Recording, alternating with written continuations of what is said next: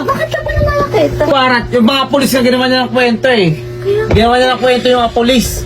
Ang sabi niya sa mga polis, tinibrihan yung mga adik. Sige nga. Sige. Oh, sige. Sige po, Oh. check niyo po. Lasing po kayo, kuya. Hindi ako, kung papanig ako dito, lasing ba ako? Amoy alak ka po. Oh, hindi ako amoy alak. Okay. Ang amoy alak, yung mga kasamahan ko. Oh, hindi ako amoy alak. Kaya ako pinapalit dito, kasi para checkan si Dimple. Oh, sige po, i-check niyo po sa taas. Wala po dito. Ito po, tignan niyo po. Kwarto po namin to. Wala pong tao. Sige po, kuya. Oh. Ay, Kuya! bakit ka pa nalalakit? Kuya! Hindi ako Huwag nalalaki. kayong ano! Huwag kayong ano, kuya! Si Dimple ang may kasalanan nito. Pero hindi po Nananahin may ko sa estasyon, sasabihin niya, Oh, sige po. may droga dito. Oh. Ngayon, nananahimik kami sa estasyon, sasabihin niya, Yo.